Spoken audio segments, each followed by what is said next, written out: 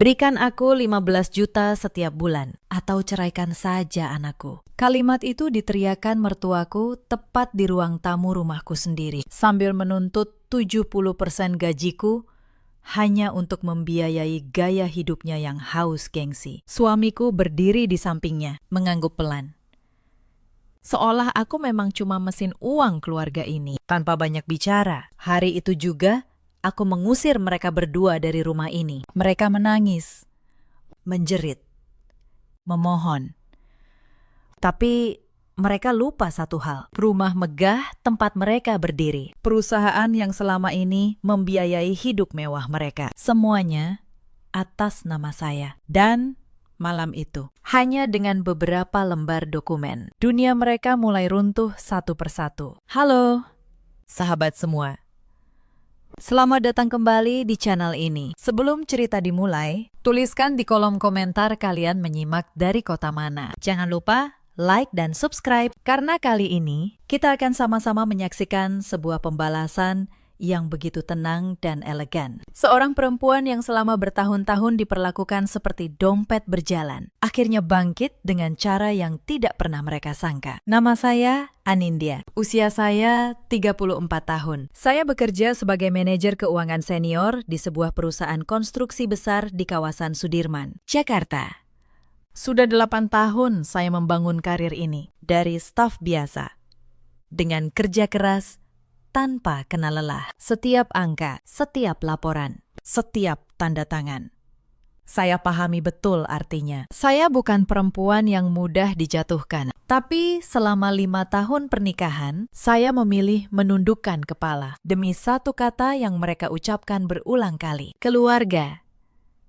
Pagi itu seharusnya menjadi pagi yang tenang. Saya berdiri di depan cermin, merapikan jilbab dengan cermat, memastikan penampilan saya rapi sebelum berangkat kerja. Di ruang keluarga, suami saya, Fajar, duduk bersandar santai di sofa, matanya terpaku pada layar ponsel. Jari-jarinya sibuk menggeser layar, tanpa sedikit pun memedulikan saya yang sedang bersiap. Fajar sudah lama menjadi pria yang kehilangan arah. Ia menggantungkan seluruh hidupnya pada penghasilan saya, dan setiap kali saya memintanya untuk lebih bertanggung jawab, ia selalu berlindung di balik pembelaan ibunya. Keheningan pagi itu mendadak pecah oleh gedoran pintu yang sangat kasar. Belum sempat saya melangkah untuk membuka, daun pintu sudah terdorong terbuka. Ibu Ratih, ibu kandung Fajar, sekaligus mertua saya, melangkah masuk dengan wajah merah padam dan napas memburu. Ia berjalan cepat menuju meja makan, lalu melempar sebuah tas belanja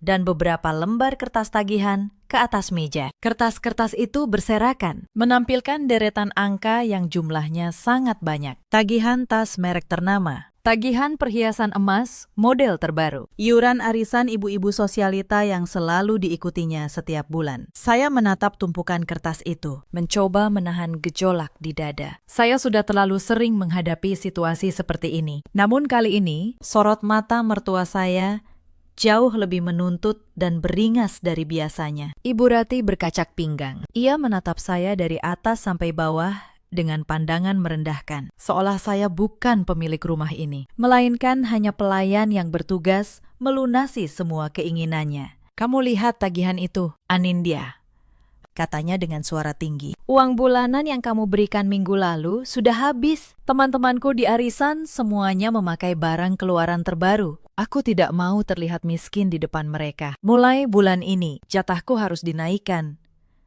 Berikan aku 15 juta per bulan. Tidak boleh kurang sedikit pun.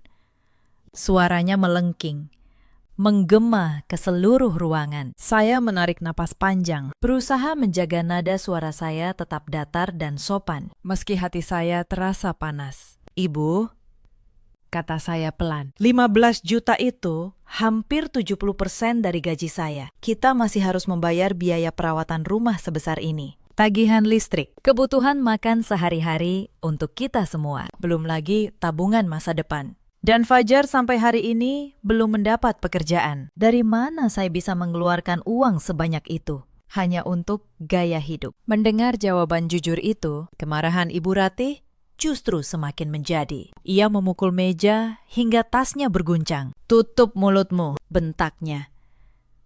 "Kamu itu hanya seorang menantu. Tugasmu berbakti kepada keluarga suamimu. Berani sekali kamu mengatur uang yang seharusnya jadi hak anakku. Fajar kepala keluarga di sini. Seluruh penghasilanmu adalah miliknya. Kalau bukan karena anakku yang berbaik hati menikahi perempuan gila kerja sepertimu, kamu hanya akan jadi perawan tua yang kesepian seumur hidup." Saya perlahan menoleh ke arah Fajar, berharap suami saya berdiri, menengahi, atau setidaknya memberi sedikit pengertian kepada ibunya soal kondisi keuangan kami. Namun harapan itu langsung pupus. Fajar hanya mengalihkan pandangan dari ponselnya sejenak. Ia menghela napas panjang dengan raut terganggu, lalu menatap saya penuh teguran. "Turuti saja," kata ibu. "Anin," ucapnya datar. "Jangan jadi istri pelit. Ibu itu orang tua kita satu-satunya. Wajar kalau dia ingin menikmati masa tua dengan tenang. Gajimu kan besar. Masa untuk ibuku saja kamu perhitungan?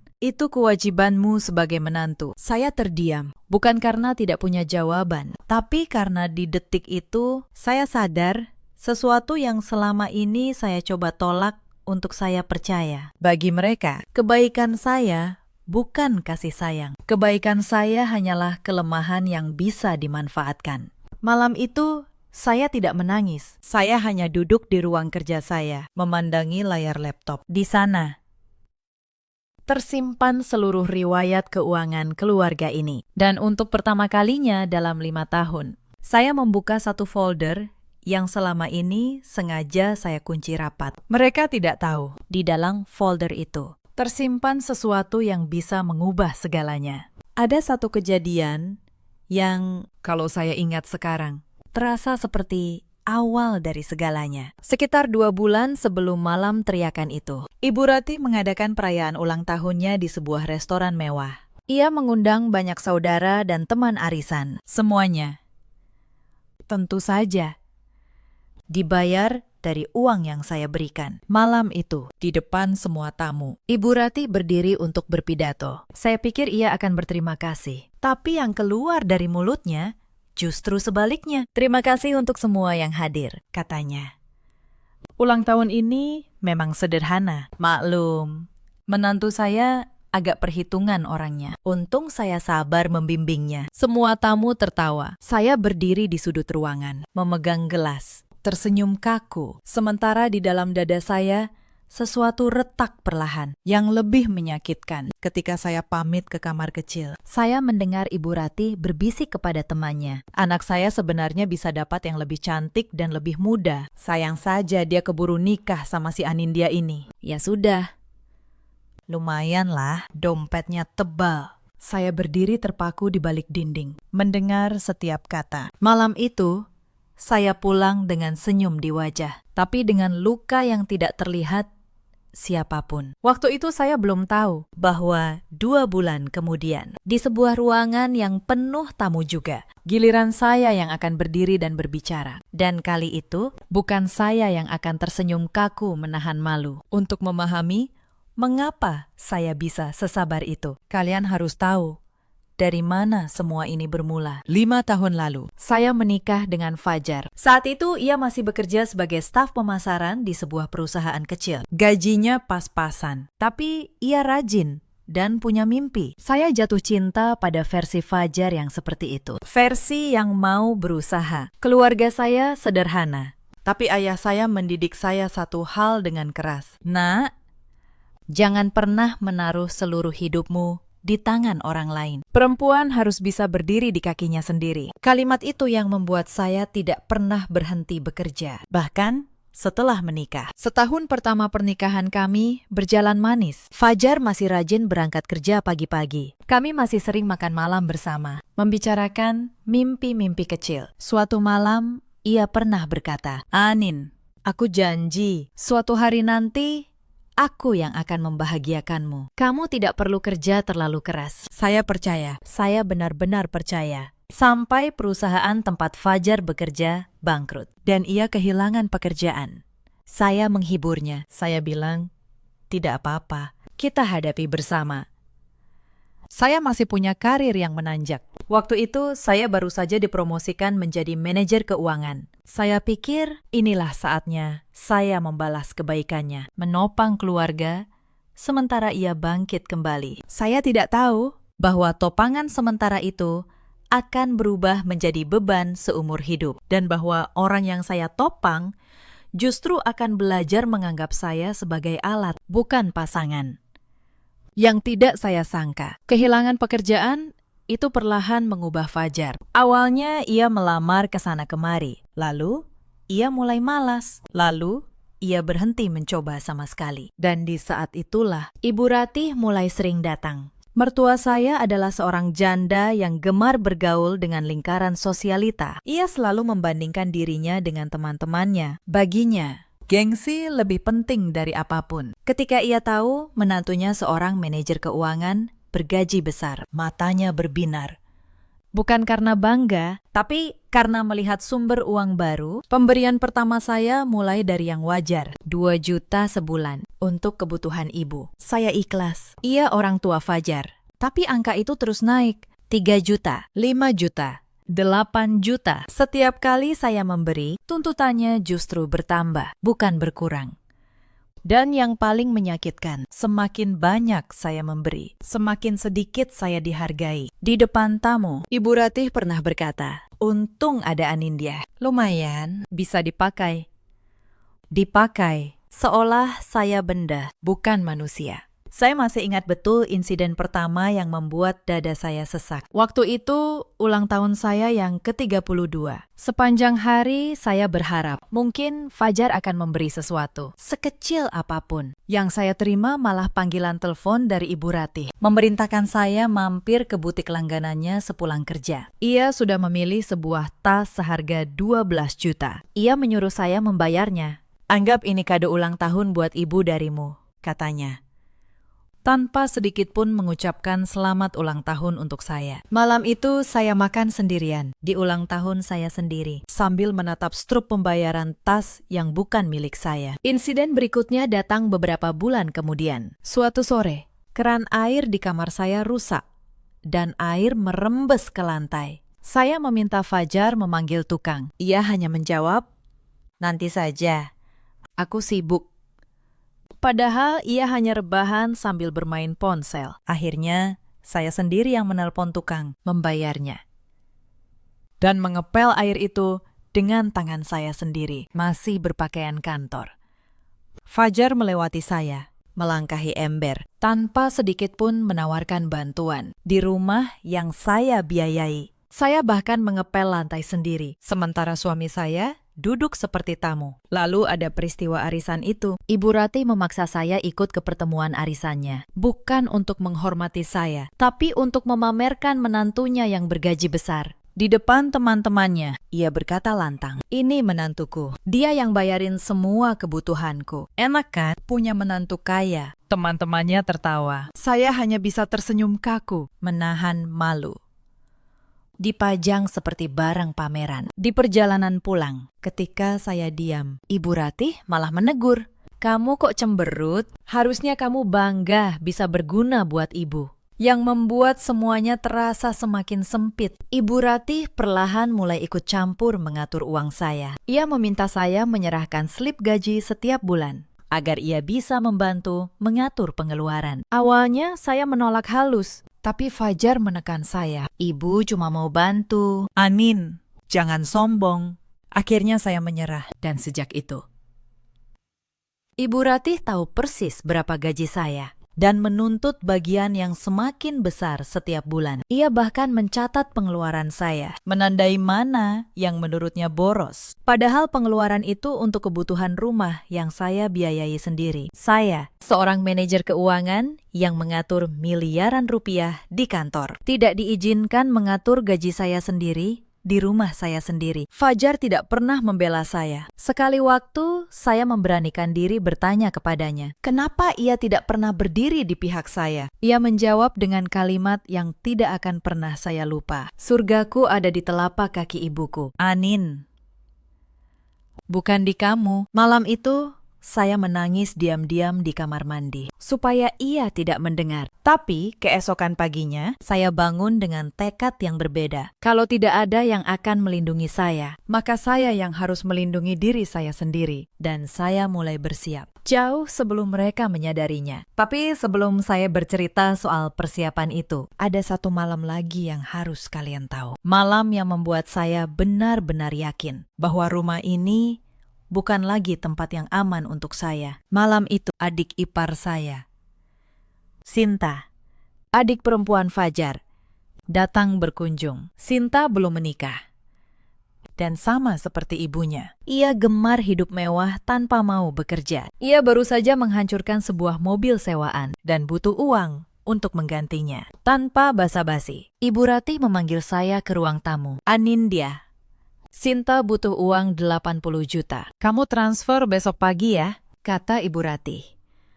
Seolah meminta segelas air. Saya terdiam sejenak, lalu menjawab dengan hati-hati. Bu, 80 juta itu jumlah yang sangat besar. Itu tabungan darurat kita. Kalau ada apa-apa dengan keluarga ini, kita tidak punya cadangan lagi. Sinta langsung menyahut dengan nada tinggi. Kakak ipar pelit banget sih. Uang segitu doang. Kakak kan kerja, gampang cari lagi. Aku ini adik suami kakak. Masa gitu aja perhitungan? Sinta, jawab saya.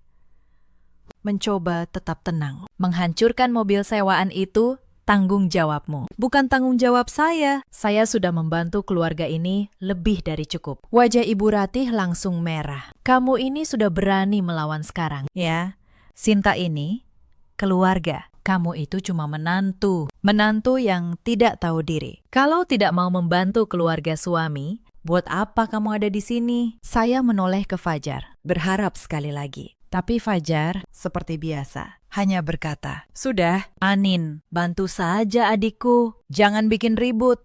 3 orang. 3 suara.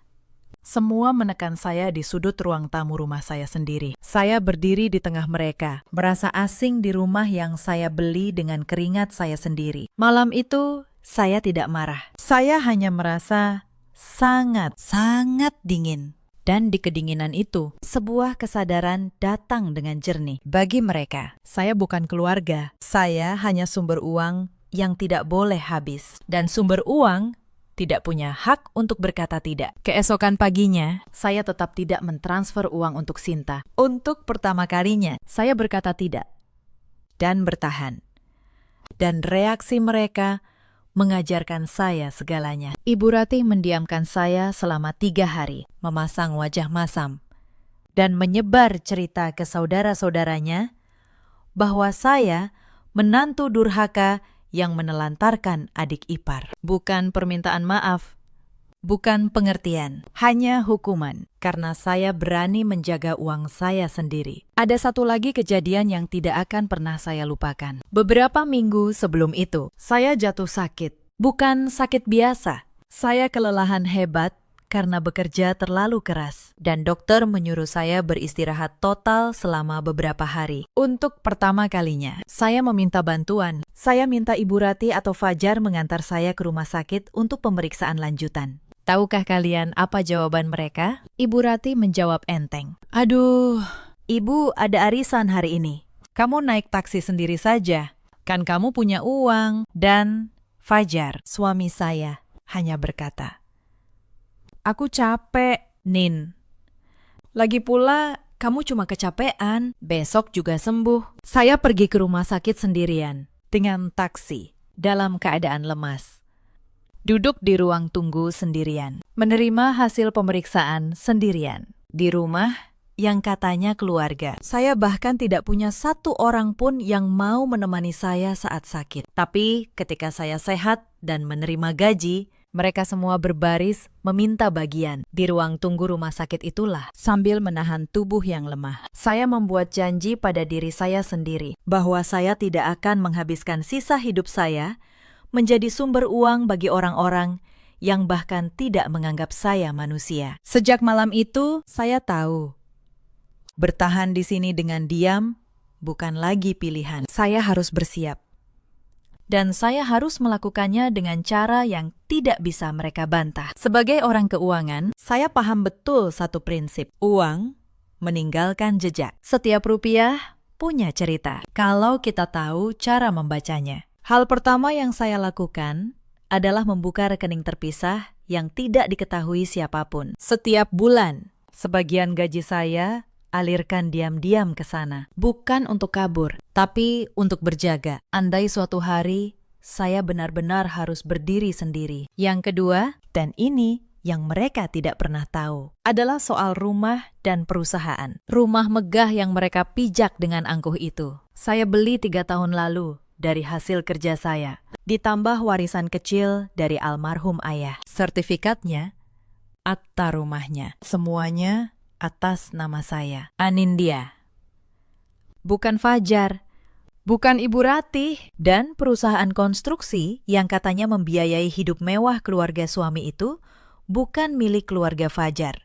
Itu perusahaan tempat saya bekerja, dan sebagian sahamnya saya miliki melalui program kepemilikan karyawan. Uang yang mengalir ke keluarga ini, setiap sennya, keluar dari keringat saya selama ini. Mereka membangun istana hayalan di atas tanah yang bukan milik mereka, dan mereka bahkan tidak sadar. Tapi ada satu hal lagi yang saya temukan malam itu, yang membuat dada saya terasa seperti dihantam. Ketika saya memeriksa rekening bersama kami, rekening yang seharusnya untuk kebutuhan rumah tangga, saya menemukan sesuatu yang janggal. Selama beberapa bulan terakhir, ada penarikan-penarikan besar yang tidak saya lakukan. Puluhan juta rupiah hilang perlahan. Saya menelusuri jejaknya satu persatu. Ternyata Fajar diam-diam mengambil uang dari rekening itu. Bukan untuk mencari pekerjaan, bukan untuk kebutuhan keluarga, tapi untuk memberi modal usaha kepada seorang teman lamanya. Dan sebagian lagi untuk menutupi utang judi online yang selama ini ia sembunyikan dari saya. Suami yang menuntut saya menyerahkan rumah demi keutuhan keluarga, ternyata diam-diam menguras tabungan kami untuk hal-hal yang bahkan tidak berani ia akui. Saya duduk lama di depan layar itu. Semua potongan mulai membentuk gambar yang utuh. Fajar bukan hanya pemalas. Ia pengkhianat kecil yang tak berani jujur. Dan Ibu Ratih bukan hanya matre. Ia dalang yang mengajari anaknya menganggap istri sebagai sumber uang tanpa batas. Saya menyalin semua bukti penarikan itu. Setiap tanggal, setiap jumlah, setiap tujuan transfer. Bukan untuk saya gunakan sebagai senjata balas dendam yang kotor, tapi supaya ketika saatnya tiba, tidak ada satupun kebohongan mereka yang bisa berdiri tegak di hadapan kebenaran. Malam demi malam, sepulang kerja, saya menyusun sebuah map berisi salinan rekening koran, bukti setiap transfer yang pernah saya berikan, tagihan yang Ibu Ratih paksakan pada saya, dan yang paling penting, semua dokumen kepemilikan. Saya menyimpannya rapi, menunggu waktu yang tepat, sementara saya menyiapkan semua itu dalam diam. Tuntutan di rumah justru semakin menggila. Selama minggu-minggu itu, saya belajar satu hal tentang orang serakah. Semakin banyak kamu beri, semakin mereka yakin bahwa memberimu adalah kewajibanmu. Mereka tidak pernah berkata terima kasih, karena di kepala mereka, semua yang kamu punya memang sudah menjadi milik mereka. Dan ketika kamu berani berkata cukup, mereka akan menyebutmu jahat, durhaka, tidak tahu diri. Itulah jebakan yang paling halus. Jebakan yang membuat korban merasa bersalah karena berhenti disakiti. Saya sudah terlalu lama terjebak di dalamnya, tapi tidak lagi. Puncaknya datang seminggu setelah teriakan 15 juta itu. Sore itu, saya baru pulang kerja. Badan saya lelah luar biasa. Rapat berjam-jam. Laporan yang menumpuk. Saya hanya ingin duduk sebentar dan minum air putih. Tapi begitu saya membuka pintu, saya mendengar suara ramai dari ruang tamu. Ibu Ratih sedang duduk bersama seorang perempuan yang belum pernah saya lihat. Di atas meja tergeletak beberapa lembar dokumen dan sebuah pena. Nah, itu dia, menantuku sudah pulang, kata Ibu Ratih dengan senyum yang terasa asing. Terlalu manis, Anindya. Sini duduk. Ada yang perlu kamu tanda tangani. Saya melirik dokumen di meja. Naluri seorang orang keuangan langsung menyala di dada saya. Tanda tangan apa? Bu, tanya saya. Tetap tenang. Ini Bu Wati, notaris kenalan Ibu. Jawabnya cepat. Begini, Nin, Ibu sudah tua. Ibu ingin masa depan Fajar terjamin. Jadi, rumah ini kita balik nama saja ke Fajar. Biar sah jadi milik suamimu sebagai kepala keluarga. Kamu tanda tangan di sini. Di sini. Dan di sini. Saya menatap Fajar yang berdiri di sudut ruangan. Ia tidak berani menatap mata saya. Ia hanya menunduk. Tangannya mengepal.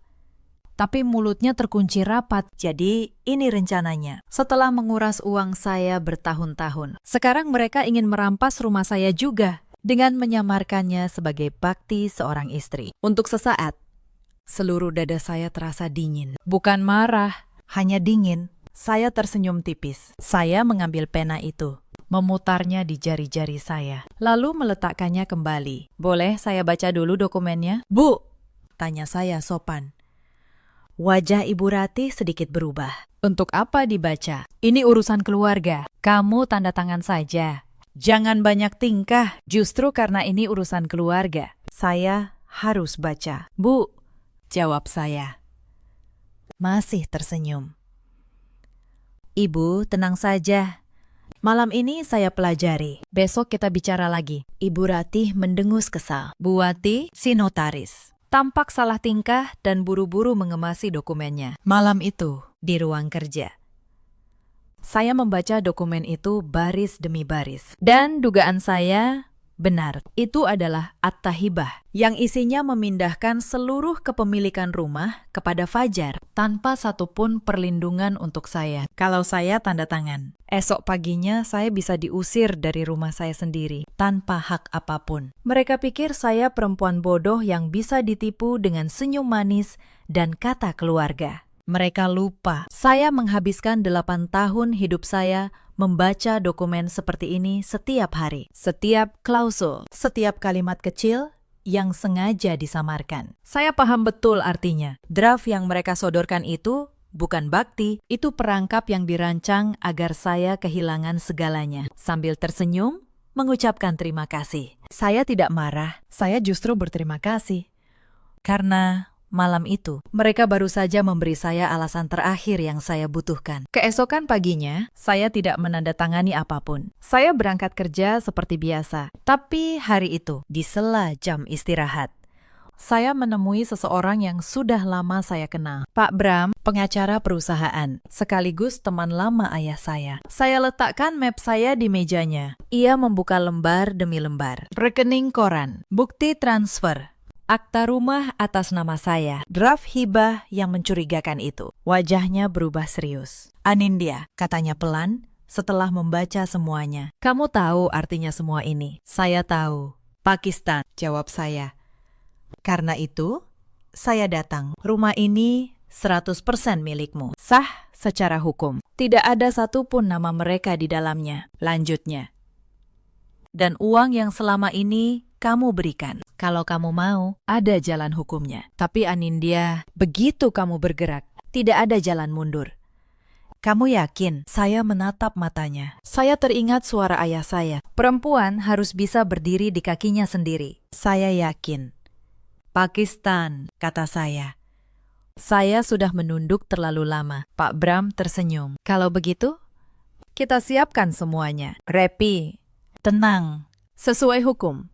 Ia menjelaskan langkah-langkahnya kepada saya dengan sabar. Pertama, kami akan memastikan seluruh sertifikat dan akta rumah dalam keadaan sah dan tidak bisa diganggu-gugat.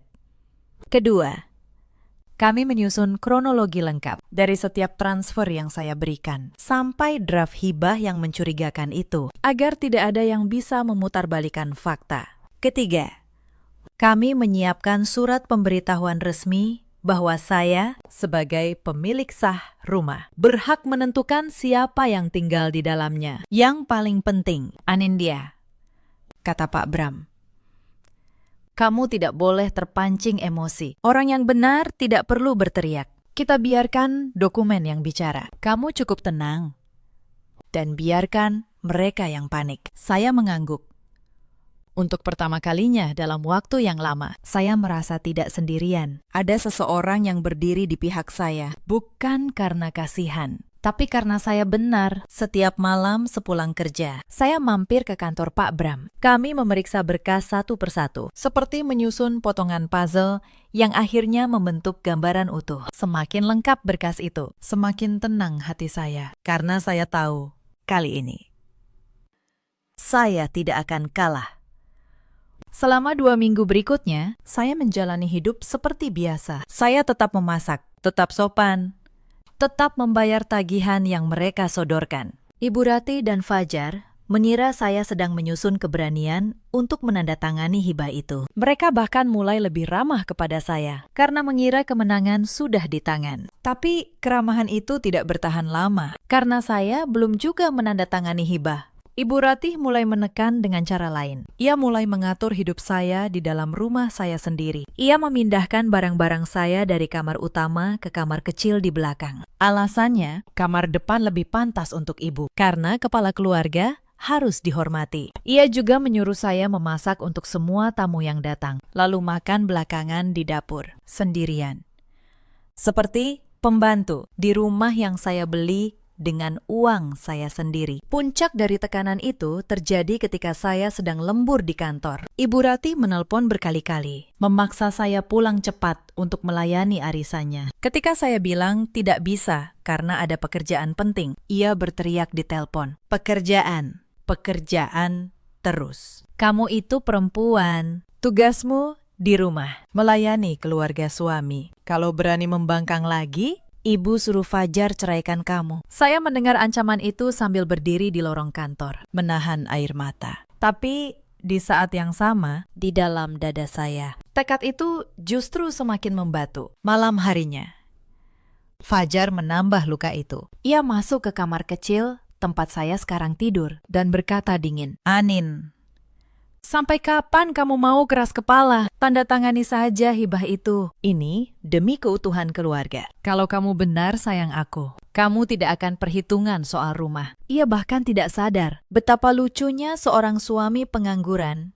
berbicara soal rumah yang tidak pernah ia bayar sepeser pun, yang mereka tidak tahu. Setiap malam, saya dan Pak Bram menyusun langkah satu persatu, sangat rapi. Saya mengumpulkan setiap bukti tambahan, rekaman ancaman di telepon, foto barang-barang saya yang dipindahkan paksa, salinan setiap pesan Fajar yang menekan saya untuk menyerahkan rumah. Semuanya saya simpan, rapi dan teratur, seperti seorang akuntan yang menutup buku di akhir tahun. Sementara mereka sibuk menghitung harta yang mereka kira akan segera jadi milik mereka, saya sedang menyiapkan hari di mana semua perhitungan itu akan runtuh. Pemicunya datang lebih cepat dari yang saya kira. Suatu malam, Ibu Rati mengumpulkan seluruh keluarga besar di rumah. Katanya, acara syukuran kecil. Ada beberapa saudara Fajar.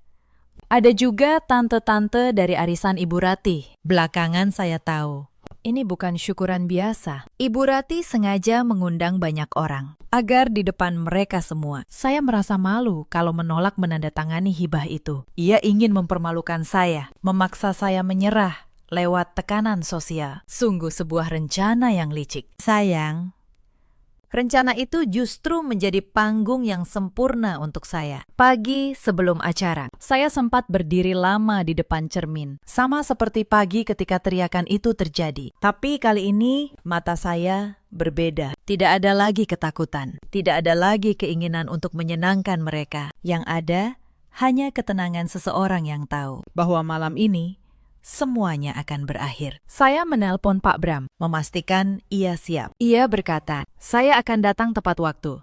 "Anindya, kamu tenang saja. Ingat, biarkan dokumen yang bicara." Saya memasukkan map tebal itu ke dalam tas. Lalu, saya menyiapkan makanan untuk para tamu. Seperti biasa, Ibu Rati bahkan memuji saya pagi itu. "Nah, begitu dong jadi menantu. Nurut. Nanti malam kamu tanda tangan ya. Jangan bikin malu ibu di depan tamu." Saya hanya tersenyum dan menjawab, "Iya, Bu. Nanti malam semuanya akan jelas. Ia tidak menangkap makna sebenarnya dari kalimat itu. Malam itu, rumah penuh. Ibu Ratih tampil dengan gaun dan perhiasan emas, tentu saja dibeli dari uang saya. Ia tertawa lantang, menyapa tamu. Berlagak menjadi nyonya rumah. Fajar duduk di sampingnya, tersenyum bangga. Seolah semua kemewahan ini hasil keringatnya. Di sudut ruangan, Sinta juga hadir. Sesekali melirik saya dengan tatapan meremehkan. Masih menyimpan dendam karena saya menolak memberinya 80 juta. Di tengah acara, Ibu Ratih menepuk gelas, meminta perhatian semua orang. Bapak, Ibu, saudara semua, katanya lantang. Malam ini, selain syukuran, ada kabar baik. Menantu saya, Anindya, dengan penuh bakti, akan menghibahkan rumah ini kepada anak saya, Fajar. Sebagai bukti bahwa dalam keluarga ini, suami adalah kepala rumah tangga. Iya kan, Nin? Semua mata tertuju pada saya. Beberapa tante tersenyum sinis. Ibu Ratih menyodorkan map berisi dokumen hibah dan sebuah pena, tepat di depan wajah saya. Ayo, Nin, tanda tangan, biar semua saksinya ada di sini, katanya.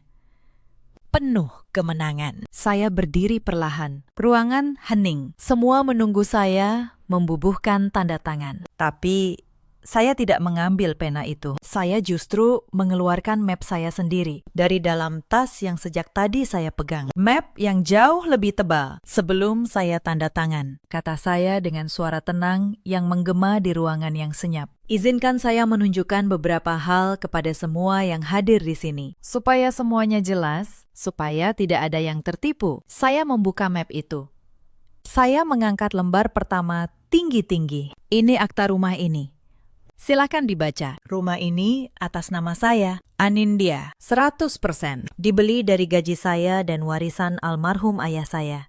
Tidak ada satupun nama Fajar atau Ibu Ratih di sini. Senyum di wajah Ibu Ratih membeku. Dan ini, saya mengangkat lembar berikutnya. Adalah rekening koran 5 tahun terakhir. Di sini tercatat setiap rupiah yang saya berikan kepada Ibu Ratih. Dari 2 juta sampai belasan juta setiap bulan. Total lebih dari 600 juta rupiah. Semua untuk tas, perhiasan, dan arisan sosialita. Ruangan mulai riuh.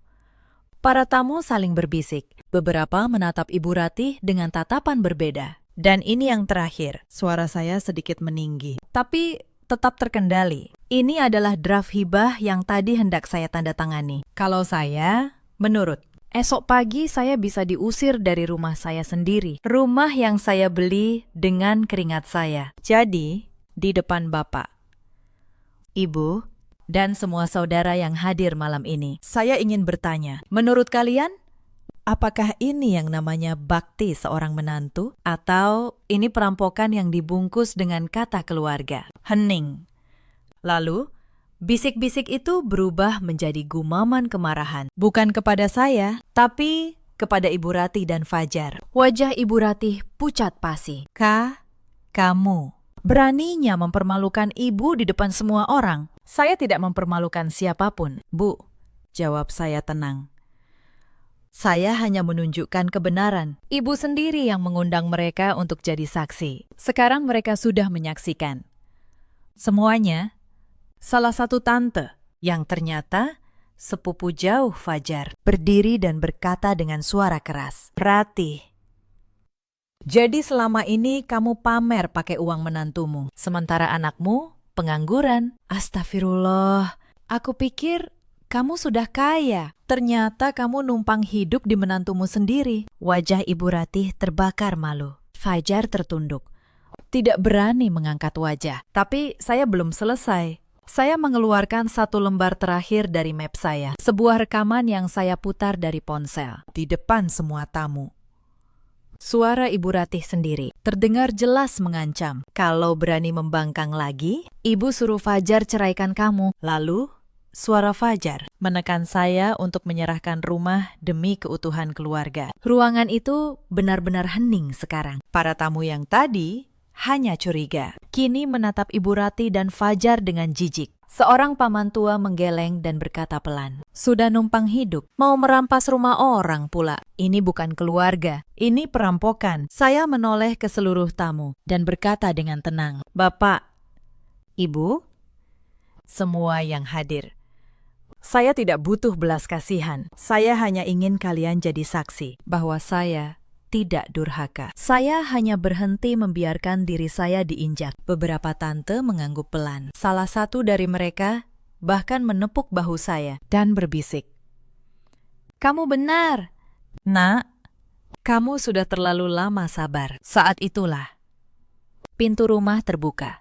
Pak Bram, si pengacara, masuk dengan tenang, membawa map tebal di tangannya. "Selamat malam," sapanya sopan kepada seluruh tamu. "Perkenalkan, saya Bram, pengacara Ibu Anindya. Saya di sini hanya untuk memastikan bahwa mulai malam ini semua urusan kepemilikan rumah dan aset Ibu Anindya ditangani secara resmi dan sesuai hukum untuk ketenangan bersama." Di titik itu, Ibu Rati dan Fajar benar-benar mengerti. Mereka kalah.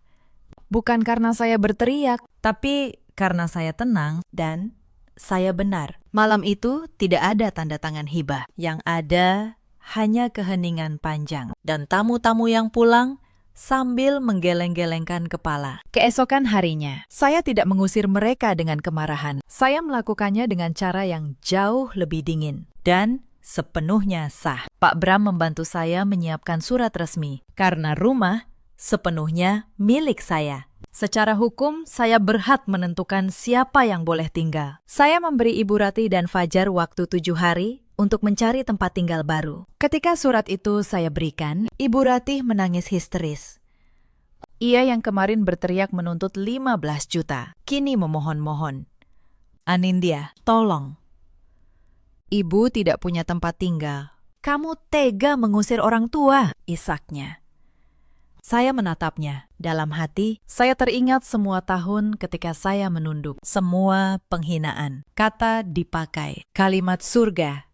Suami di kaki ibu. "Bu," kata saya pelan. "Selama 5 tahun, saya memberi ibu lebih dari 600 juta rupiah. Kalau ibu menabung sedikit saja dari itu, hari ini ibu tidak akan kekurangan tempat tinggal. Uang itu ibu habiskan untuk gengsi. Saya tidak mengusir ibu karena benci. Saya hanya berhenti membiarkan diri saya diperas." Itu berbeda. Fajar, yang selama ini diam, tiba-tiba mendekat. "Anin, maafkan aku. Aku salah. Ayo, kita perbaiki. Kita masih suami istri." Saya menatap laki-laki yang dulu saya cintai. Laki-laki yang pernah punya mimpi, yang perlahan berubah menjadi seseorang yang membiarkan ibunya menghina istrinya. "Fajar," kata saya, "kamu tahu apa yang paling menyakitkan? Bukan tuntutan uang itu, tapi kamu yang berdiri di sampingku sebagai suami. Tidak pernah sekalipun membelaku saat aku dihina. Kamu diam saat aku diperas. Kamu mengangguk. Cinta tidak bisa hidup di rumah di mana hanya satu orang yang memperjuangkannya." Saya menyodorkan map terakhir. Surat gugatan cerai yang sudah disiapkan Pak Bram. "Aku sudah mengurus semuanya. Kamu tidak perlu khawatir soal harta. Karena memang tidak ada harta atas namamu untuk diperebutkan. Semua ini dari awal adalah milikku." Ibu Rati masih sempat melempar satu kalimat terakhir sebelum pergi. "Kamu akan menyesal, Anindya. Perempuan yang mengusir mertua tidak akan pernah bahagia." Saya menatapnya dengan tenang dan menjawab, "Bu, saya sudah menyesal selama 5 tahun. Menyesal karena terlalu lama diam. Hari ini, saya berhenti menyesal." Ia tidak punya kata-kata lagi setelah itu. 7 hari kemudian, mereka pergi. Rumah yang dulu penuh teriakan dan tuntutan itu akhirnya sunyi. Tapi kali ini sunyi yang menenangkan.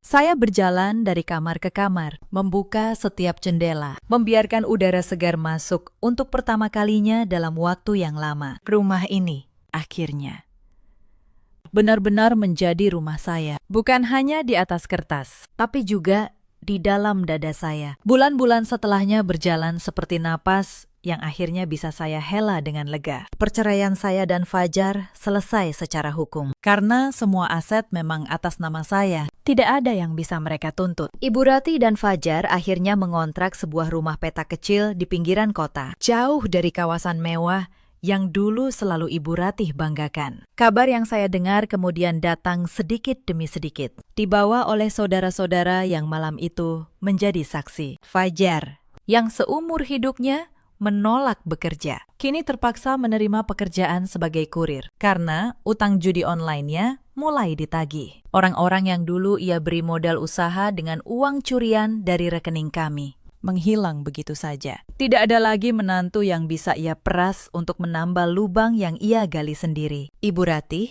yang dulu bangga memamerkan tas dan perhiasan di arisan, kini menghilang dari lingkaran sosialitanya. Teman-teman yang dulu ia kejar demi gengsi, satu persatu menjauh setelah tahu kebenaran. Ternyata perhiasan itu bukan miliknya. Ternyata semuanya dibeli dari uang menantu yang ia hina. Tanpa uang saya, ia tidak punya apa-apa untuk dipamerkan. Dan tanpa gengsi, ia sadar. Ia tidak pernah benar-benar punya teman. Sinta, adik ipar yang dulu menuntut 80 juta, akhirnya harus menjual perhiasannya sendiri untuk mengganti mobil yang ia hancurkan. Untuk pertama kalinya dalam hidupnya, ia belajar apa artinya menanggung akibat perbuatannya sendiri. Mereka tidak jatuh karena saya menghancurkan mereka. Saya tidak pernah sekalipun menyentuh mereka. Saya tidak menyebar aib mereka ke media sosial. Saya tidak membalas hinaan dengan hinaan. Mereka jatuh karena keserakahan mereka sendiri. Saya hanya berhenti menjadi tiang yang menahan istana hayalan itu. Dan begitu tiang itu pergi, semuanya runtuh dengan sendirinya. Beberapa bulan kemudian, Fajar pernah datang ke kedai kopi saya. Ia berdiri di depan pintu, kurus dan lelah, memegang seragam kurirnya. Ia berkata pelan, "Anin, aku menyesal. Dulu aku bodoh." Saya menatapnya, dan untuk pertama kalinya, saya tidak merasakan sakit maupun benci. Saya hanya menuangkan segelas kopi, meletakkannya di meja, dan berkata, "Kopi ini gratis, Fajar. Anggap saja hadiah dari istri yang dulu tidak pernah kamu bela. Tapi setelah ini, kita masing-masing berjalan sendiri." Ia mengangguk, meminum kopinya dalam diam, lalu pergi. Itu terakhir kali saya melihatnya, dan saya melepasnya tanpa satupun beban di hati. Saya sendiri tidak berhenti. Dengan tabungan yang selama ini saya sisihkan diam-diam, saya membuka sebuah usaha kecil di samping karir saya. Sebuah kedai kopi yang tenang, di sudut jalan yang teduh. Saya menamainya dengan nama sederhana, yang bagi saya berarti sebuah awal baru. Setiap pagi, sebelum berangkat ke kantor, saya mampir sebentar, menyapa pelanggan, memastikan semuanya berjalan baik. Tempat itu bukan sekadar bisnis, itu adalah bukti bagi diri saya sendiri bahwa saya bisa membangun sesuatu yang murni milik saya, tanpa harus meminta izin siapapun, tanpa harus menunduk kepada siapapun. Tempat di mana saya bisa duduk, menyeruput kopi, dan merasa, untuk pertama kalinya dalam waktu yang lama, benar-benar merdeka. Kadang, di sela kesibukan, saya duduk memandangi kedai kecil itu, dan saya berpikir tentang perempuan yang dulu menunduk selama 5 tahun. Saya tidak membencinya, saya justru berterima kasih padanya, karena ia bertahan cukup lama untuk akhirnya berani berdiri. Cerita ini mengajarkan kita satu hal, kebaikan bukanlah kelemahan, tapi kebaikan yang tidak punya batas. Akan selalu ada yang berusaha menginjaknya. Menghargai diri sendiri bukan berarti kejam, itu berarti kita tahu sampai di mana kita boleh memberi dan kapan kita harus berhenti. Di luar sana, ada banyak perempuan yang mungkin sedang berada di posisi saya dulu, menjadi tulang punggung, tapi diperlakukan seperti dompet berjalan, dihina di rumah yang mereka biayai sendiri. Kalau kalian salah satunya, saya ingin kalian tahu satu hal. Berdiri untuk diri sendiri bukanlah dosa. Melindungi harga diri bukanlah durhaka. Kalian tidak harus terus menunduk demi sebuah kata yang orang lain pakai untuk memeras kalian. Ada juga banyak suami di luar sana, seperti Fajar, yang lupa bahwa tugas seorang suami bukan hanya menerima, tapi juga melindungi. Dan ada pula ibu-ibu, seperti Ibu Rati, yang menukar kasih sayang dengan gengsi. Sampai akhirnya,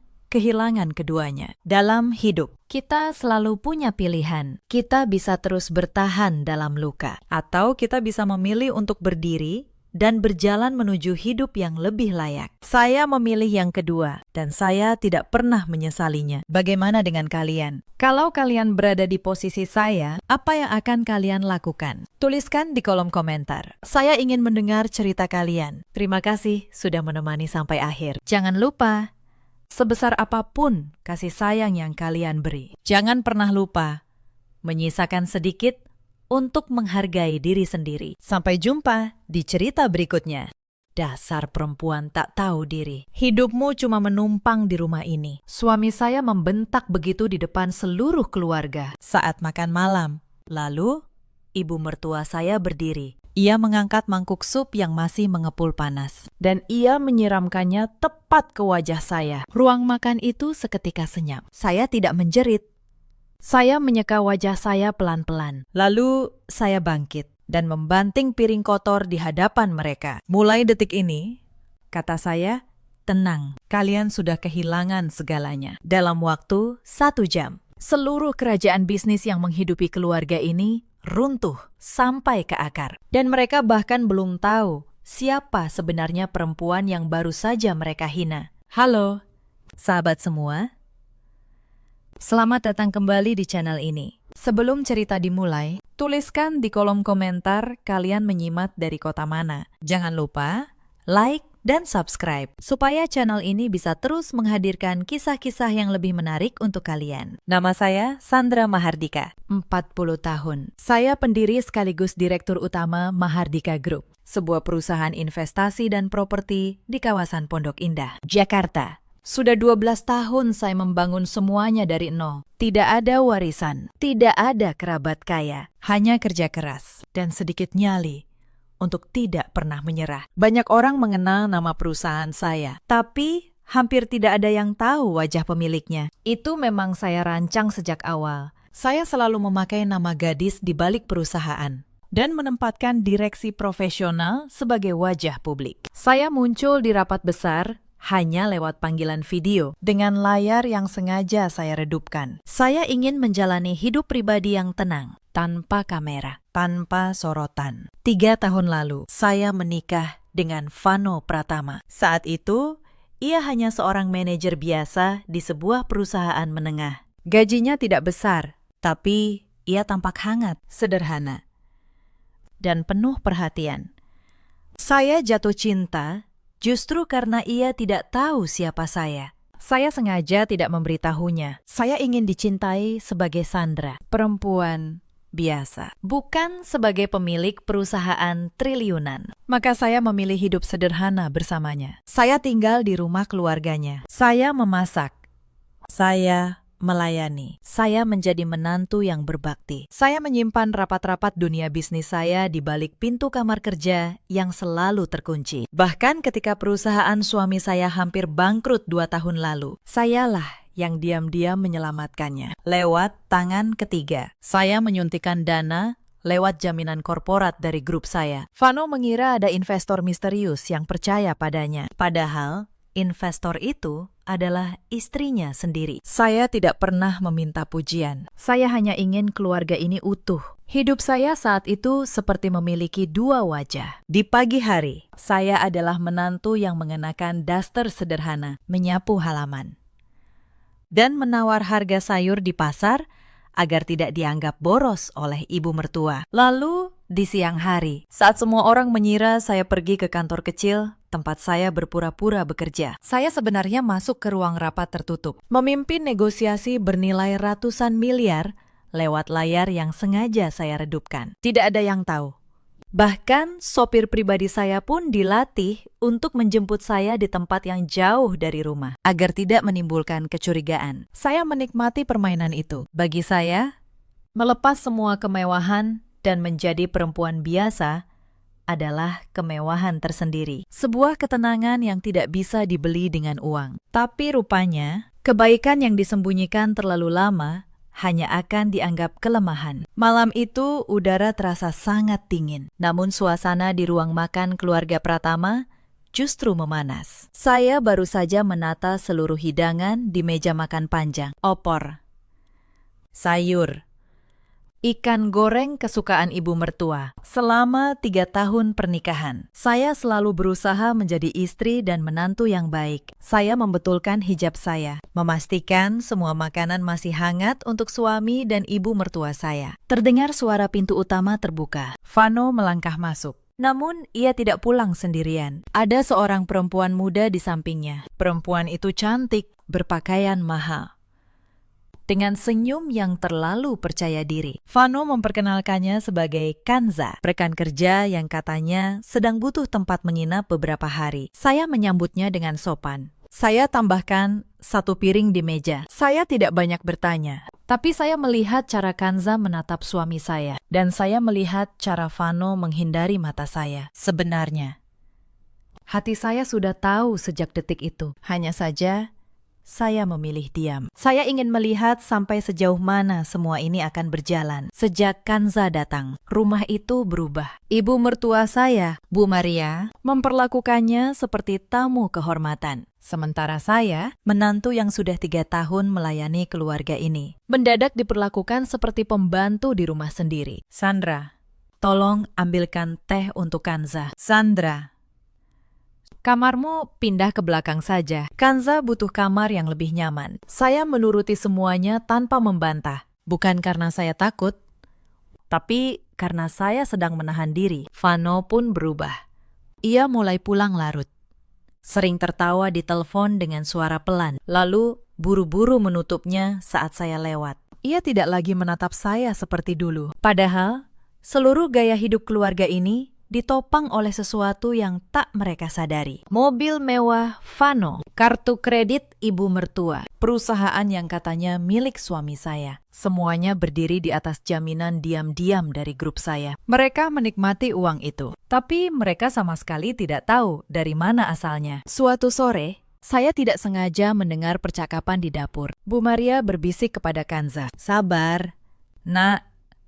Sebentar lagi perempuan tak berguna itu akan kami singkirkan. Vano sudah setuju. Kamulah yang pantas jadi nyonya di rumah ini." Saya berdiri diam di balik dinding. Saya tidak marah. Anehnya, saya justru merasa tenang. Sebab, di saat itu, keputusan saya sudah bulat. Sebenarnya, hinaan malam itu bukanlah yang pertama. Selama 3 tahun, saya menyimpan banyak luka yang tidak pernah saya ceritakan pada siapapun. Di tahun pertama pernikahan, Bu Maria sudah menunjukkan sikapnya. Ia tidak pernah menerima saya sepenuhnya. Ia menganggap saya perempuan kampung yang beruntung bisa menikahi anaknya. Setiap pagi, ia akan memeriksa hasil masakan saya. Jika rasanya kurang pas menurutnya, ia akan membuang seluruh panci ke tempat sampah di depan saya. "Begini saja tidak becus. Untung Vano mau menerimamu," katanya.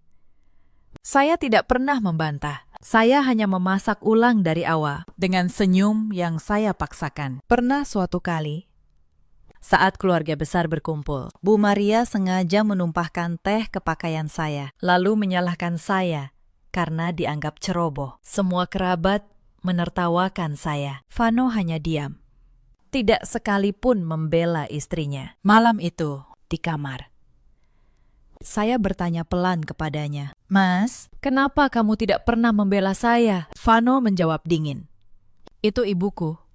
Kamu yang harus belajar mengalah, jangan buat masalah." Saya terdiam. Saya menelan rasa sakit itu dan menyimpannya dalam-dalam. Di tahun kedua, perusahaan Vano hampir bangkrut. Ia pulang dengan wajah pucat, mengurung diri berhari-hari. Ia bahkan sempat berpikir untuk menjual rumah keluarga. Saat itulah saya bergerak diam-diam. Saya tahu, jika perusahaannya runtuh, harga dirinya akan hancur, dan rumah tangga kami akan ikut hancur. Maka saya menggerakkan tim saya dan menyuntikkan dana melalui jalur yang tidak pernah ia ketahui. Beberapa minggu kemudian, Vano pulang dengan wajah berseri. "Ada investor besar yang percaya padaku," katanya bangga. "Perusahaan kita selamat." Sandra, saya tersenyum dan ikut bahagia. Saya membiarkan ia merasa bahwa itu adalah keberhasilannya sendiri. Saya tidak pernah meminta pengakuan, padahal investor yang ia banggakan itu adalah saya. Istri yang ia anggap hanya bisa menumpang di rumahnya. Sejak perusahaannya pulih, sikap Vano justru berubah. Ia mulai sombong. Ia membeli mobil mewah, jam tangan mahal, dan mulai sering keluar malam. Ia merasa dirinya sudah menjadi pengusaha sukses. Ia lupa semua kemewahan itu berdiri di atas tangan yang ia remehkan. Di tahun ketiga, Kansa datang. Mulanya hanya sesekali ia mampir ke rumah dengan alasan urusan pekerjaan. Lalu kunjungannya semakin sering. Bu Maria menyambutnya dengan hangat, jauh lebih hangat daripada ia memperlakukan saya. "Lihat Kanza," kata Bu Maria suatu hari, sengaja di depan saya. "Cantik, pintar, dari keluarga baik-baik. Andai saja Vano dulu menikah dengan perempuan seperti dia." Saya hanya diam. Tapi saya mulai memperhatikan segalanya dengan lebih cermat. Saya melihat bagaimana Kanza diam-diam menyentuh tangan suami saya saat mengira tidak ada yang melihat. Saya melihat pesan-pesan di ponsel Vano yang ia sembunyikan. Saya melihat semuanya, dan saya menyimpannya. Bukan karena saya lemah, tapi karena saya ingin tahu seberapa jauh mereka akan melangkah sebelum saya memutuskan untuk bertindak. Suatu hari, Bu Maria memanggil saya ke ruang tamu. Ia duduk dengan angkuh, ditemani Kanza di sampingnya. "Sandra," katanya, "sudah 3 tahun kamu menikah dengan Vano, tapi belum juga memberi keturunan. Mungkin sudah saatnya kamu sadar diri. Mundurlah dengan terhormat dan biarkan Vano bahagia dengan perempuan yang lebih pantas." Kanza tersenyum penuh kemenangan di sampingnya. Saya menatap mereka berdua. "Apakah ini juga keinginan Vano?" tanya saya tenang. Bu Maria mengangkat dagunya. "Tentu saja, anakku sudah setuju. Kami hanya menunggu kamu tahu diri." Saya mengangguk pelan.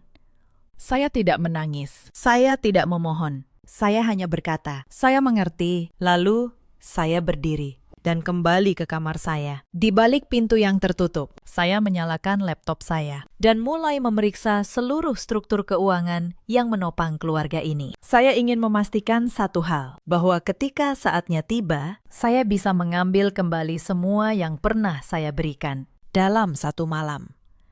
Hari-hari berikutnya, tekanan semakin menjadi. Bu Maria mulai terang-terangan menyuruh saya melayani Kanza. Saya diminta mencuci pakaian Kanza, menyiapkan makanannya, bahkan membersihkan kamar yang dulu kamar saya sendiri, yang kini ditempati perempuan itu. Para pembantu di rumah mulai bingung. Salah satu dari mereka, Mbak Asih, yang sudah lama bekerja di keluarga itu, diam-diam mendekati saya suatu malam. "Bu Sandra," bisiknya, "saya tidak tahan melihat ibu diperlakukan begini. Ibu terlalu baik untuk keluarga ini." Saya tersenyum tipis. "Tidak apa-apa, Mbak Asih. Sebentar lagi, semuanya akan selesai." Mbak Asih tidak mengerti maksud saya saat itu. Tapi malam itu, ia tak tahu apa yang sudah saya siapkan diam-diam di balik kesabaran saya. Saya menghubungi Pak Reza dan meminta seluruh dokumen jaminan korporat disiapkan. Saya meminta tim audit bersiaga. Saya tidak akan bertindak gegabah. Saya hanya menunggu satu momen, satu pemicu yang akan membuat semua tindakan saya menjadi sepenuhnya beralasan. Dan momen itu datang lebih cepat dari yang saya kira. Pada malam makan malam keluarga itulah semuanya meledak. Malam itu, semuanya mencapai puncak. Vano mengundang beberapa kerabat untuk makan malam. Katanya, ada hal penting yang ingin ia umumkan. Saya menyiapkan meja seperti biasa, dengan tangan saya sendiri. Saat semua sudah duduk, Vano berdiri sambil menggandeng tangan Kanza. "Aku ingin jujur pada kalian semua," katanya. "Aku dan Sandra sudah tidak cocok. Kanza lah perempuan yang benar-benar memahami aku." Ruangan riuh. Ada yang terkejut. Ada yang justru tersenyum sinis ke arah saya. Bu Maria menatap saya dengan penuh kemenangan. Saya meletakkan sendok saya pelan. "Vano," kata saya tenang, "kamu yakin dengan keputusan ini?" Pertanyaan itu rupanya menyinggung harga dirinya di depan banyak orang. "Dasar perempuan tak tahu diri," ia membentak. Hidupmu cuma menumpang di rumah ini, tanpa keluargaku. Kamu bukan siapa-siapa. Lalu ibu mertua saya bangkit. Ia mengangkat mangkuk sup panas yang masih mengepul, dan ia menyiramkannya ke wajah saya. Panasnya menusuk kulit. Beberapa tamu menjerit kaget. Tapi saya tidak bergeming. Saya menyeka wajah saya perlahan dengan serbet. Lalu saya berdiri dan membanting piring kotor ke lantai. Suara pecahannya membuat seisi ruangan terdiam. Mulai detik ini, kata saya, kalian sudah kehilangan segalanya. Saya berbalik, mengambil tas saya, dan berjalan keluar dari rumah itu tanpa menoleh sedikit pun. Di belakang saya terdengar tawa. Kanza tertawa. Vano tertawa. Bu Maria mengomel, menyebut saya menantu durhaka yang hanya bisa membuat drama murahan. Mereka mengira saya hanya perempuan miskin yang sedang mengamuk tanpa arah. Mereka tidak tahu. Malam itu mereka baru saja menandatangani akhir dari segalanya. Saya masuk ke dalam taksi. Saya menatap layar ponsel saya sejenak. Lalu, saya mengetik satu pesan singkat kepada Pak Reza, pengacara pribadi sekaligus tangan kanan saya selama 12 tahun. Pak Reza, cabut semua jaminan korporat untuk PT milik Vano, efektif tengah malam ini. Dan siapkan tim audit. Saya ingin semuanya bersih sebelum subuh. Balasan datang dalam hitungan detik. Siap. Bu Sandra, akan saya jalankan sekarang juga. Saya menyandarkan kepala saya ke jendela. Istri penurut yang selama 3 tahun selalu mengalah itu, malam ini sudah tidak ada lagi. Yang duduk di kursi belakang taksi ini adalah Sandra Mahardika, pemilik tunggal Mahardika Group. Perusahaan yang selama ini diam-diam menjadi urat nadi keuangan keluarga yang baru saja mencampakkannya. 15 menit setelah saya pergi, suasana di ruang makan kembali riuh. Vano dan Kansa masih tertawa meremehkan. Mereka menganggap saya hanya seorang perempuan yang kalah dan tidak punya apa-apa. Bu Maria menyuruh pembantu membersihkan pecahan piring, sambil terus mengomel tentang betapa memalukannya bekas menantunya itu. Tidak ada satupun dari mereka yang menyadari bahwa pada saat itu juga, di sebuah ruang kerja yang terang benderang, sekelompok orang sedang bekerja cepat membongkar fondasi yang menopang hidup mewah mereka. Pagi harinya, segalanya mulai runtuh. Perusahaan Vano, yang selama ini ia banggakan sebagai miliknya sendiri, mendadak menerima surat pemberitahuan dari bank. Seluruh fasilitas kredit ditarik. Jaminan korporat yang menopang pinjaman mereka dicabut tanpa peringatan. Vano panik.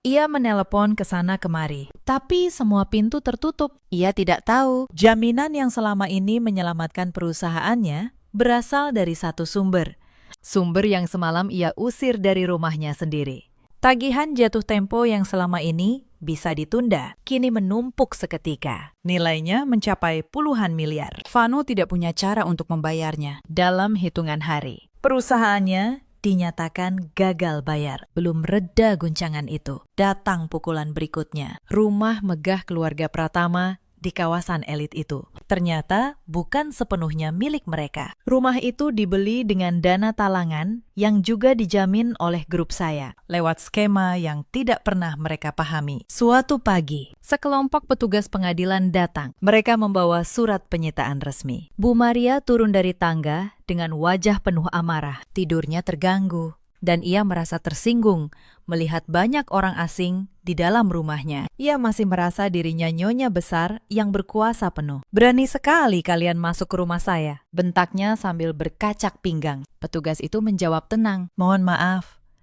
Bu, rumah ini sudah berpindah status kepemilikan. Bapak dan Ibu diberi waktu 1 jam untuk membawa barang pribadi seadanya. Wajah Bu Maria memucat. Ia baru mulai memahami bahwa bencana yang menimpa mereka jauh lebih besar dari yang ia bayangkan. Vano berlari turun, mencoba menahan petugas. Tapi tidak ada yang bisa ia lakukan. Semua dokumen lengkap. Semua sah secara hukum. Dalam 1 jam, keluarga yang semalam menertawakan saya kini berdiri di halaman rumah mereka sendiri dengan beberapa helai pakaian di tangan dan tidak ada tempat untuk pulang sebelum kabur sepenuhnya. Kanza ternyata sempat melakukan satu hal terakhir. Saat Vano masih sibuk menghadapi penyitaan, Kanza diam-diam membujuknya untuk menyerahkan sisa tabungan pribadinya. Ia berdalih ingin menyimpannya di tempat yang aman agar tidak ikut disita. Vano, yang sedang panik dan tidak berpikir jernih, mempercayainya. Ia menyerahkan seluruh uang yang tersisa, sekitar 300 juta rupiah, ke tangan perempuan itu. Keesokan paginya, Kanza menghilang bersama uang itu, tanpa pesan, tanpa jejak. Vano baru menyadari semuanya saat ia mencoba menghubunginya. Nomor ponsel Kanza sudah tidak aktif. Atautan yang pernah ia berikan ternyata palsu. Bahkan rekan kerja yang dulu mengenalkan mereka mengaku tidak tahu apa-apa. Saat itulah Vano benar-benar runtuh. Ia tidak hanya kehilangan harta dan istri yang tulus. Ia juga ditipu oleh perempuan yang ia pilih untuk menggantikan istrinya. Ia duduk di lantai kontrakan sempit itu, menatap kosong ke arah dinding. Untuk pertama kalinya, ia menertawakan dirinya sendiri. Tawa getir seorang lelaki yang baru menyadari betapa bodohnya ia selama ini. Sementara itu, kesulitan keluarga Pratama semakin bertumpuk. Para pemberi pinjaman yang dulu memberi mereka kredit datang menagih. Mereka tidak peduli dengan kondisi Vano. Mereka hanya ingin uang mereka kembali. Suatu siang, beberapa penagih utang datang ke kontrakan. Mereka berteriak-teriak di depan pintu, membuat seluruh tetangga keluar dan menonton. Bu Maria yang dulu terbiasa dihormati, kini harus menundukkan kepala dan memohon penangguhan di depan banyak orang. Tolong beri kami waktu, pintanya dengan suara bergetar. Anak saya sedang berusaha mencari uang. Para penagih hanya tertawa sinis. Dulu waktu masih kaya, gaya hidup mewah. Sekarang sudah jatuh, baru bisa memohon-mohon. Kata-kata itu menusuk harga diri Bu Maria yang dulu begitu tinggi. Tapi ia tidak bisa berbuat apa-apa. Di antara kerumunan tetangga, ada beberapa orang yang dulu mengenal keluarga Pratama saat mereka masih jaya. Mereka berbisik-bisik, menunjuk-nunjuk, membicarakan kejatuhan keluarga yang dulu sombong itu. Salah satu dari mereka adalah seorang perempuan yang dulu pernah dihina Bu Maria di sebuah acara keluarga. Kini, perempuan itu hanya tersenyum tipis, menyaksikan keangkuhan yang dulu merendahkannya. Kini berlutut di tengah jalan. Bu Maria merasakan rasa malu yang belum pernah ia rasakan seumur hidupnya. Rasa malu yang sama, yang dulu ia timpakan kepada menantunya tanpa pernah merasa bersalah. Malam itu, di dalam kontrakan, Bu Maria menangis diam-diam, bukan karena menyesali perbuatannya, tapi karena tidak terima dengan nasibnya. Ia masih belum bisa menerima bahwa semua ini adalah buah dari benih yang ia tanam sendiri. Vano memandangi ibunya, lalu menghela napas panjang. Ia teringat semua kebaikan yang dulu saya berikan. Bagaimana saya selalu menyiapkan makanan hangat. Bagaimana saya selalu mengalah demi menjaga perasaan ibunya. Bagaimana saya menyelamatkan perusahaannya tanpa pernah meminta balasan. Dan ia membuang semua itu demi ego. Demi seorang perempuan yang ternyata hanya mengincar hartanya. Andai aku tidak sebodoh itu, gumamnya pelan. Tapi penyesalan selalu datang terlambat. Dan kali ini tidak ada lagi jalan untuk kembali. Saya mendengar tentang semua itu dari laporan Pak Reza. Saya hanya mendengarkan dengan tenang, tanpa banyak komentar. Saya tidak merasa puas, tapi saya juga tidak merasa bersalah. Mereka menuai apa yang mereka tanam. Dan saya hanya berhenti menjadi tempat mereka berpijak. Hidup memang seperti itu. Setiap perbuatan, cepat atau lambat, akan kembali kepada pelakunya sendiri. Setelah rumah disita, kehidupan keluarga Pratama benar-benar berubah. Vano berusaha bangkit. Ia mendatangi teman-teman lamanya, para rekan bisnis yang dulu menjilatnya saat ia masih kaya. Ia meminjam uang, mencari pinjaman, menawarkan kerjasama. Tapi satu persatu, pintu tertutup di depan wajahnya. Kabar tentang kebangkrutannya sudah menyebar di kalangan bisnis. Tidak ada yang mau berurusan dengan seseorang yang gagal bayar triliunan rupiah. Maaf, Vano, kondisiku juga sedang sulit, kata seorang temannya.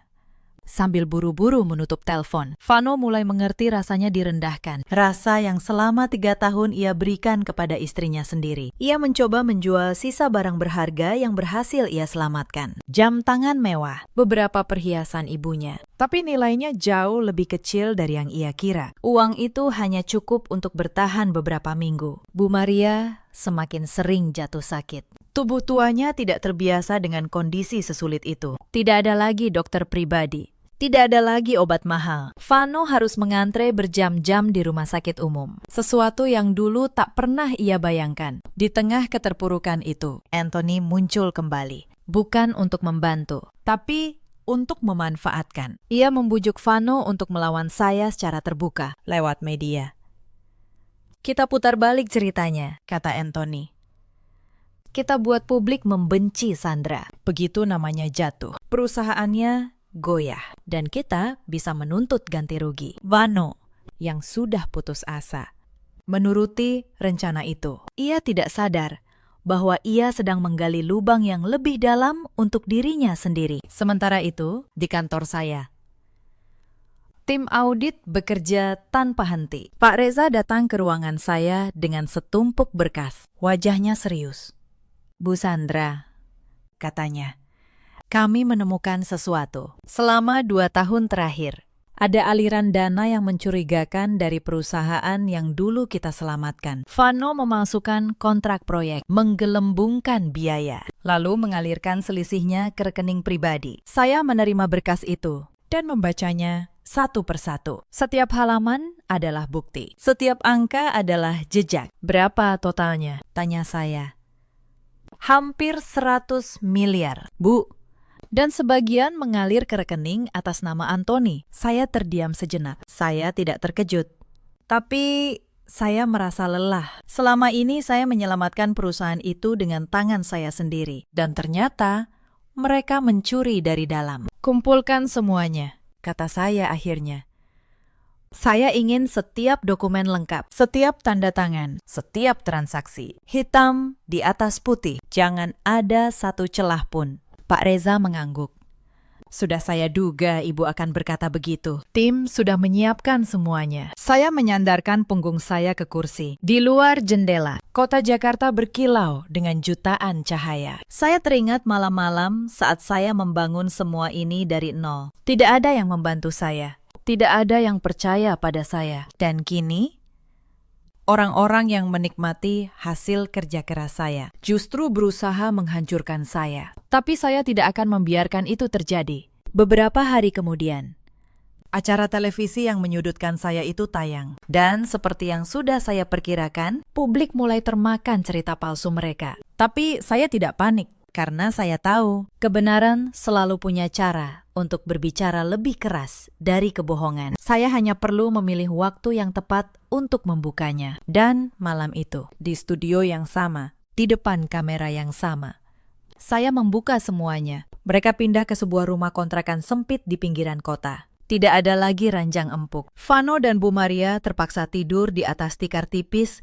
beralas lantai ubin yang keras. Suara bising kendaraan dan teriakan tetangga menembus dinding tipis, membuat siapapun di dalamnya kehilangan ketenangan. Bu Maria duduk di sudut ruangan sambil memijat pelipisnya. Wajah tuanya terlihat sangat lelah. Sejak tiba di tempat itu, ia tidak berhenti mengeluh tentang udara yang panas, tentang makanan yang seadanya, tentang nasib yang menurutnya tidak adil. Tapi tak satu pun dari mereka mau mengakui bahwa semua ini berawal dari mulut mereka sendiri. Kanza tidak bertahan lama. Begitu tahu Vano sudah jatuh miskin, perempuan itu mengemasi barangnya dan pergi tanpa sepatah kata pun. Cinta yang ia ucapkan ternyata hanya bertahan selama ada uang. Vano mencoba menghubunginya berkali-kali, tapi nomornya sudah tidak aktif. Baru saat itu ia sadar. Ia telah membuang seorang istri yang tulus demi seorang perempuan yang hanya mencintai hartanya. Vano tidak menyerah begitu saja. Suatu hari, ia berhasil mencari tahu lokasi kantor pusat grup yang menjadi penyebab kejatuhannya. Ia datang ke gedung pencakar langit di pusat kota itu dan memaksa masuk. "Minggir kalian semua! Aku ini suami dari pemilik. Aku punya hak menemui istriku," teriaknya. Membuat para karyawan dan tamu menoleh keheranan. Petugas keamanan mencengkeram lengannya, bersiap menyeretnya keluar. Vano terus meronta, memanggil-manggil nama saya.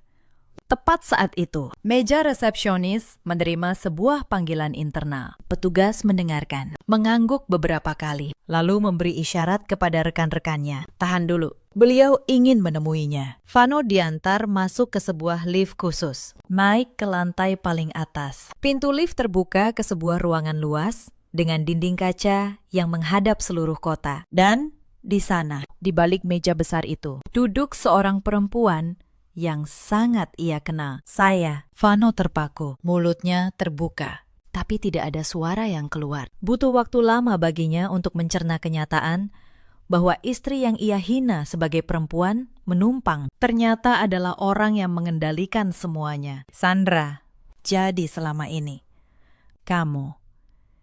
Ia tergagap. Saya menatapnya tenang. Sekarang kamu baru ingin tahu siapa saya, kata saya. Sayang sekali, Vano. Kamu sudah memilih untuk menghancurkan satu-satunya orang yang benar-benar menyelamatkanmu. Ia berlutut. Ia memohon. Ia berkata bahwa ia hilaf, bahwa ibunya yang menghasut, bahwa ia masih mencintai saya. Saya hanya menggeleng pelan. 3 tahun saya menahan diri demi rumah tangga ini. Tapi kalian memilih untuk menyiram saya dengan sup panas di depan banyak orang. Saya tidak menutup pintu karena benci. Saya menutupnya karena harga diri. Saya menekan tombol di meja. Petugas datang dan mengantar Vano keluar dengan hormat tapi tegas. Itulah terakhir kali saya berbicara dengannya sebagai seorang istri. Tapi keluarga itu belum berhenti. Vano punya seorang paman bernama Anthony, seorang pria licik yang pandai memutarbalikkan keadaan. Anthony menyusun sebuah rencana untuk merebut kembali simpati publik, sekaligus menjatuhkan nama saya. Mereka mendatangi sebuah acara bincang-bincang malam di televisi. Acara yang terkenal dramatis dan sering memihak tamunya demi rating. Vano dan Anthony berlatih berjam-jam. Mereka memastikan air mata dan ekspresi kesedihan terlihat meyakinkan. Anthony bahkan menyuap pembawa acara agar pertanyaan-pertanyaannya menyudutkan saya tanpa meminta bukti apapun. Di siaran langsung itu, Vano berperan sebagai suami malang yang dibuang oleh istri kaya yang kejam. Anthony berperan sebagai paman yang membela keponakannya dari ketidakadilan. Sungguh mengejutkan, kata sang pembawa acara dengan nada prihatin yang dibuat-buat. Jadi Anda mengatakan mantan istri Anda, Nyonya Sandra Mahardika, sengaja menghancurkan hidup keluarga Anda hanya karena harga diri. Benar, jawab Vano sambil pura-pura menahan tangis. Ia perempuan dingin yang tidak punya hati. Ia tega membuang saya dan ibu saya ke jalanan. Jutaan penonton menyaksikan. Sebagian mulai percaya. Komentar-komentar kejam tentang saya membanjiri layar. Mereka mengira saya akan diam, tapi malam itu saya menelpon stasiun televisi tersebut dan meminta hak untuk menjawab secara langsung. Di depan kamera yang sama, saya datang ke studio dengan satu map tipis di tangan. Tidak ada pengacara mahal yang berbaris di belakang saya. Tidak ada pengawal, hanya saya dengan hijab rapi dan langkah yang tenang. Pembawa acara yang tadinya percaya diri mulai gugup saat melihat saya masuk. Vano dan Anthony menegang di kursi mereka. Saya duduk. Saya menatap kamera. Lalu saya mulai bicara. Selama 3 tahun. Saya menjadi menantu di rumah keluarga Pratama. Saya memasak. Saya melayani. Saya menahan setiap hinaan demi menjaga keutuhan keluarga itu. Tidak satu pun dari mereka tahu siapa saya sebenarnya, karena saya memang sengaja menyembunyikannya. Saya membuka map di tangan saya. Di sini ada bukti. Rekening koran yang menunjukkan dana talangan yang saya suntikan diam-diam ke perusahaan Vano 2 tahun lalu.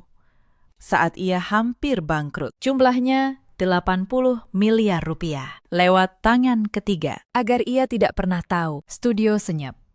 Pembawa acara tidak berani memotong. Di sini juga ada surat jaminan korporat atas rumah keluarga mereka, atas mobil mereka, atas kartu kredit yang ibu mertua saya pakai setiap hari. Semuanya ditopang oleh perusahaan saya. Selama ini, mereka hidup mewah dengan uang dari perempuan yang mereka sebut tak berguna. Saya meletakkan satu lembar foto di atas meja. Foto wajah saya yang merah terbakar. Diambil malam itu di klinik. Dan ini adalah hasil dari sup panas yang disiramkan ibu mertua saya ke wajah saya di depan banyak saksi. Saya tidak menuntut mereka untuk itu. Saya hanya berhenti menanggung mereka.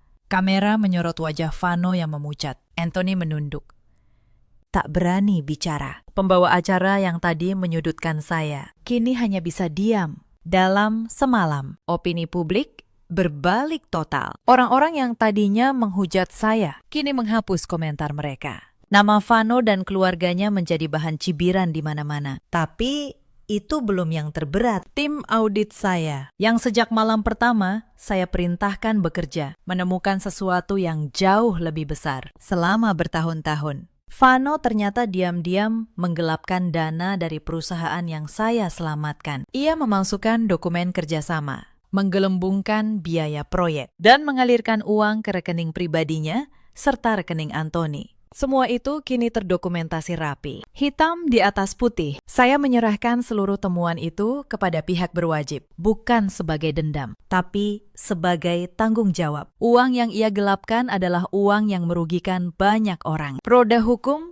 mulai berputar. Sementara itu, hidup keluarga yang dulu angkuh itu terus menurun. Bu Maria, yang dulu merasa dirinya nyonya besar, kini terpaksa bekerja. Ia mencuci piring di sebuah restoran kecil. Ditegur oleh koki muda hanya karena kurang bersih menyikat sisa makanan. Keangkuhannya luntur sepenuhnya, digantikan rasa lelah yang menggerogoti tubuh tuanya. Ia melakukan itu karena butuh uang untuk makan dan untuk membiayai proses persidangan anaknya. Suatu malam, restoran tempatnya bekerja kedatangan tamu penting. Tanpa ia sadari, salah satu tamu di meja utama adalah seorang rekan bisnis saya. Ketika ia keluar membawa nampan, ia bertatapan langsung dengan saya, yang kebetulan hadir di acara itu. Untuk sesaat, ia membeku. Wajah yang dulu menyiram saya dengan sup panas itu, kini basah oleh keringat dan rasa malu. Ia menunduk dan buru-buru kembali ke dapur. Saya tidak menyapanya.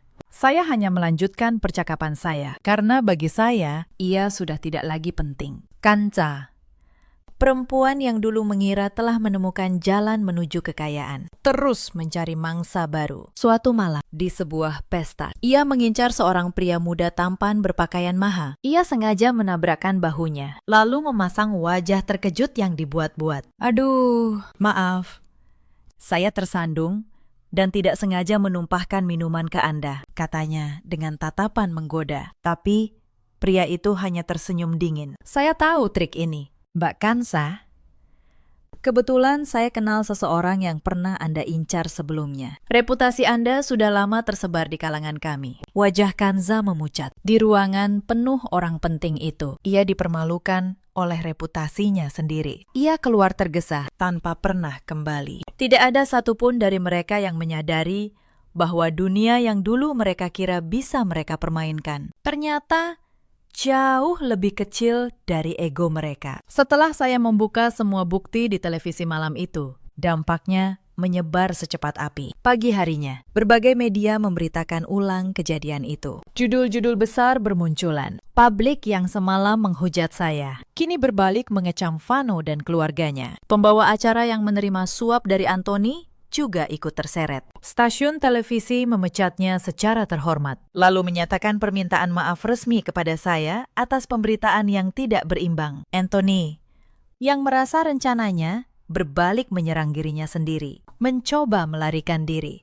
Tapi sudah terlambat. Nama dan wajahnya sudah tersebar di mana-mana. Tidak ada tempat baginya untuk bersembunyi. Sementara itu, di kontrakan sempit mereka, Vano menonton siaran itu dengan tubuh gemetar. Ia menyaksikan bagaimana istri yang ia hina dengan tenang membuka semua kebohongan mereka di depan jutaan orang. Ia melihat foto wajah saya yang terbakar sup panas. Dan untuk pertama kalinya, ia benar-benar menyadari betapa besar kesalahan yang telah ia lakukan. Bu Maria duduk di sampingnya, terdiam. Wajahnya pucat. Ia tidak lagi punya kata-kata untuk membela diri. Ini semua karena ibu, kata Vano akhirnya, dengan suara serak. Ibu yang menyuruh aku mengusirnya. Ibu yang menyiramnya dengan sup panas. Sekarang, lihat. Kita kehilangan segalanya. Bu Maria menatap anaknya dengan mata berkaca-kaca. Tapi, ia tetap keras kepala. Mana aku tahu perempuan itu pemilik segalanya. Dia sengaja menipu kita. berpura-pura miskin. Dia tidak menipu siapapun. Bu, balas Vano lirih. Dia hanya ingin dicintai dengan tulus. Dan kita gagal memberikannya. Untuk pertama kalinya, di rumah kontrakan sempit itu, tidak ada lagi yang bisa mereka salahkan selain diri mereka sendiri. Hari-hari berikutnya semakin berat bagi Vano. Ia mencoba mencari pekerjaan. Tapi setiap kali ia melamar, namanya langsung dikenali. Tidak ada perusahaan yang mau menerima seseorang yang sedang menghadapi tuntutan penggelapan dana. Akhirnya, ia bekerja serabutan, mengangkut barang di pasar, menjadi sopir antar jemput. Apapun yang bisa menghasilkan uang untuk membeli obat ibunya dan bertahan hidup. Tangannya yang dulu halus, kini kasar dan penuh luka. Suatu malam, saat hujan turun deras, Vano berjalan pulang dengan tubuh basah kuyup. Ia melihat sebuah mobil mewah melintas perlahan di jalan raya. Mobil itu sangat ia kenali. Itu adalah kendaraan operasional dari grup saya. Entah dari mana datangnya keberanian, atau mungkin murni karena keputusasaan. Vano berlari mengejar mobil itu. Ia berteriak memanggil nama saya di tengah derasnya hujan. Mobil itu berhenti. Jendelanya turun perlahan. Tapi yang ada di dalamnya bukan saya, hanya Pak Reza, pengacara saya.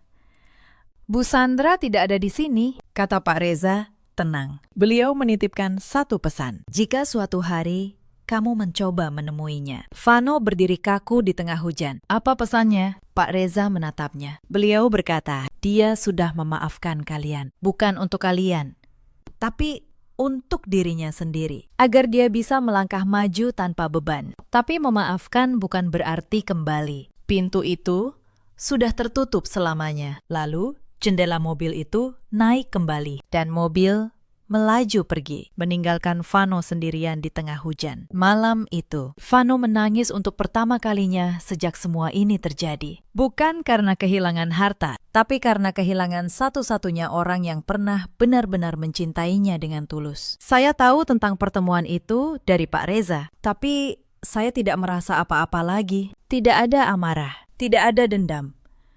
Tidak juga rasa kasihan. Hati saya sudah selesai dengan bab itu. Beberapa minggu kemudian, surat panggilan pengadilan resmi dikeluarkan. Vano harus mempertanggungjawabkan semua tindakannya di depan hukum. Bukti yang saya kumpulkan bersama tim audit dan Pak Reza terlalu kuat untuk dibantah. Persidangan berlangsung selama beberapa bulan. Setiap dokumen yang saya siapkan menjadi senjata yang tak terbantahkan. Setiap transaksi gelap yang dulu mereka sembunyikan, kini terbuka di ruang sidang. Dan saya, untuk pertama kalinya dalam hidup saya, hadir di depan publik bukan lagi sebagai menantu yang ditindas, tapi sebagai Sandra Mahardika, perempuan yang berdiri tegak di atas kebenaran yang ia perjuangkan sendiri. Beberapa bulan kemudian, persidangan Vano mencapai putusan akhir. Saya hadir di ruang sidang, duduk di barisan belakang, bukan untuk merayakan, tapi untuk menutup satu bab dalam hidup saya. Hakim ketua, seorang pria parubaya